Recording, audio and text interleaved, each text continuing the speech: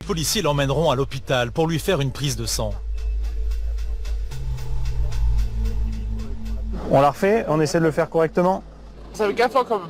Ça fait 4 fois que je fais un contrôle, j'ai pas le droit. Mais vous le faites pas correctement. À un moment donné, je l'ai essayé, vous n'avez pas le contrôle. Vous avez un D'accord. avocat avec vous? Non. Je suis en train de rentrer chez moi. Bon, mais au moins l'histoire elle est résolue. Madame, vous descendez du véhicule. Non. Madame, vous descendez du véhicule. Ça fait 3 fois que je souffre. Non, mais c'est Tiens, vous. tu me récupères ça, s'il te plaît. Le ton monte, Paul perd patience. Alors son collègue Jonathan prend le relais.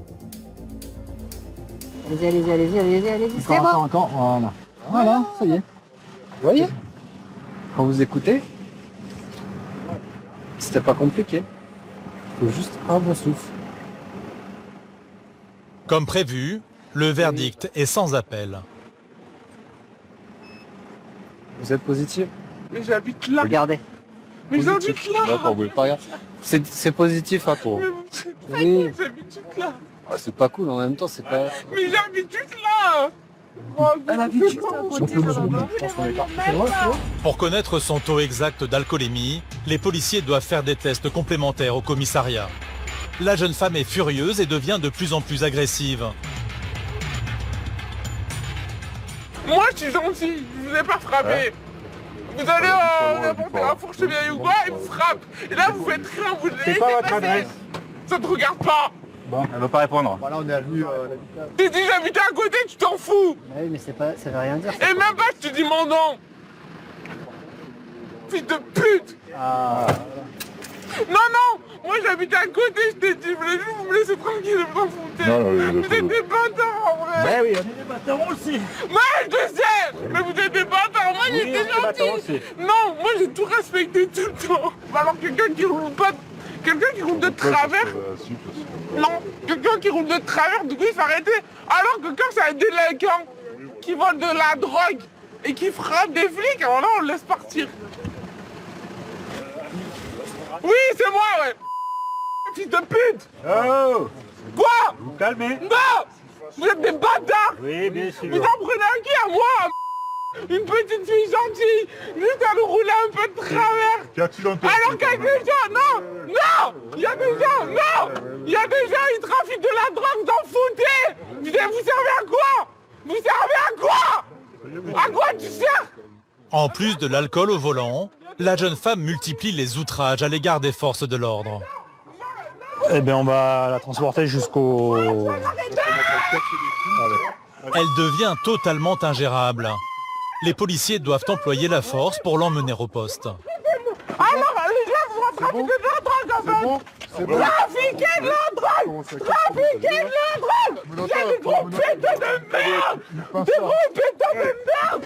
Vous êtes des grosses merdes. Des grosses merdes. Vous êtes des grosses merdes. Des grosses merdes. Devant tant d'agressivité, il lui passe les menottes.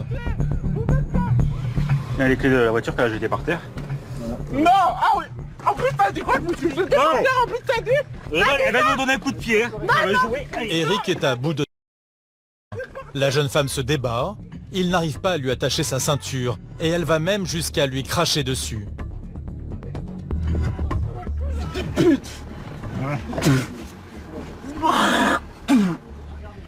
Ouais, puis elle m'a mordu, elle m'a donné 2 coups de pied. Ça va? Pour la calmer, Paul décide de lui parler. Vous en sortez? Tu veux que je t'éclaire? J'ai pas réussi. Qu'est-ce qui vous arrive? Mais ils font mal, ils vont trop. Vous allez me taper, madame, ou pas? Non, pas vous. Alors, dites-moi, expliquez-moi, qu'est-ce qui se passe? Mais ils font pas de... La tactique fonctionne, la jeune femme semble enfin reprendre ses esprits. C'est fini là, tu te calmes toi, d'accord? Là je rigole plus avec toi. Putain de merde. Ce soir, la conductrice va encore faire des siennes. Au commissariat, elle va à nouveau refuser de se soumettre au test pour mesurer son taux exact d'alcoolémie. Ce qu'elle ignore, c'est que c'est un délit encore plus grave que la conduite en état d'ivresse.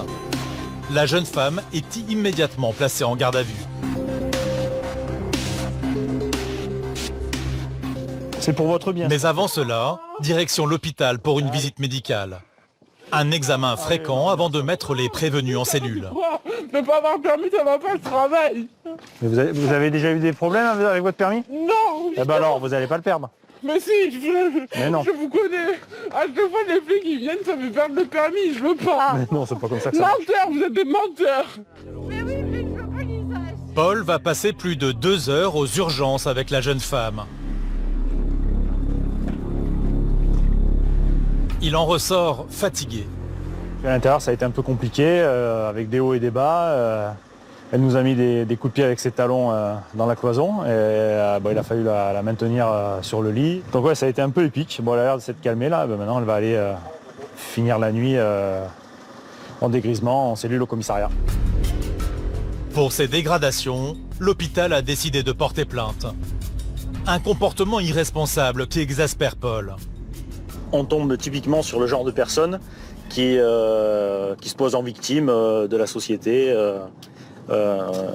Si elle se retrouve aujourd'hui ou peut-être demain sans permis, c'est de notre faute. C'est pas parce qu'elle a bu, mais c'est parce qu'on l'a arrêtée. Ouais, ça t'énerve ça? Oui, ça m'énerve parce que les gens prennent des risques pour eux, pour éventuellement d'autres usagers de la route qui pourraient... et derrière, ils n'assument rien. C'est la faute de la police, c'est la faute du gouvernement, c'est la faute de tout le monde, mais certainement pas de la leur. Après une nuit en cellule, la jeune femme sera convoquée par la justice. Elle risque jusqu'à 4 500 € d'amende et 2 ans de prison.